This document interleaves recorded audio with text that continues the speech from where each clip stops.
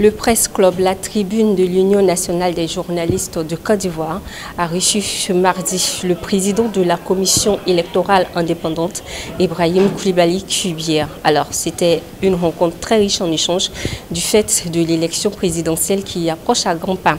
Plusieurs sujets ont été abordés. Il s'agit notamment du parrainage des candidats par les citoyens ivoiriens, le renouvellement des commissions locales souhaitées par la Cour africaine des droits de l'homme et la radiation sur la liste électorale provisoire de certains potentiels candidats. Alors, en ce qui concerne le dernier point, le président de la commission électorale a été très formel. Selon l'article 4 du Code électoral ivoirien, ne sont pas électeurs les individus frappés d'incapacité ou d'indignité. Le Code électoral dit que peuvent s'inscrire sur la liste électorale l'Ivoirien majeur, jouissant de ses droits civils et politiques et n'étant dans aucun des cas d'incapacité ou d'indignité. Les cas d'incapacité ou d'indignité résultent de condamnations pour crimes, pour délits qui ne sont pas assortis du sursis, les délits tels que le vol, l'abus de confiance, le détournement des deniers publics, les attentats aux mœurs, etc., etc. Et toute personne déchue de ses droits par les autorités juridictionnelles. En résumé, pour être radié de la liste électorale, il faut que tu sois condamné pour crime ou pour délit, ne pas jouir de ses droits civils et politiques, et puis être décédé. Voilà les trois cas qui justifient la radiation d'un citoyen de la liste électorale. Alors, à l'occasion de la révision de la liste électorale, qu'est-ce que nous faisons? Nous adressons un courrier au ministre de la Justice, tutelle des juridictions qui jugent les gens pour les condamner, qui jugent les gens pour les déchoir de leurs droits civils et politiques.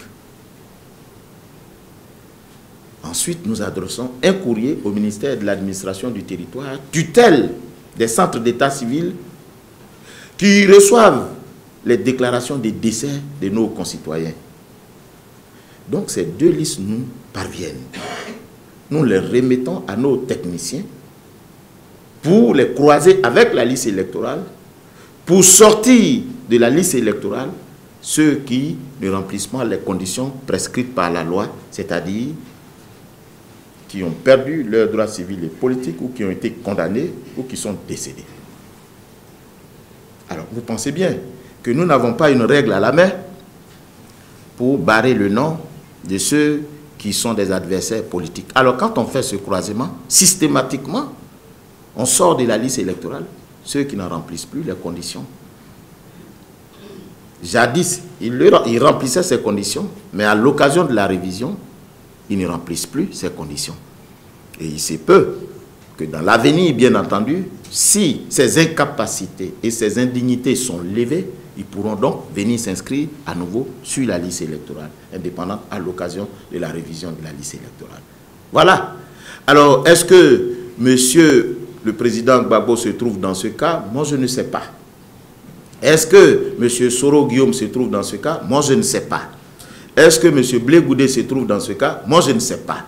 Mais ce que je peux vous dire, si d'aventure, il se retrouverait dans ces cas, l'occasion est belle, à l'occasion, bien entendu, du contentieux, qu'ils viennent saisir la commission électorale indépendante pour porter cette situation qu'ils considèrent irrégulière à son attention.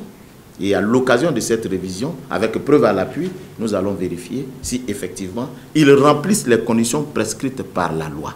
Et ce faisant, nous allons faire droit à leur requête. Si tel n'est pas le cas, ils seront radiés de la liste électorale conformément à la loi.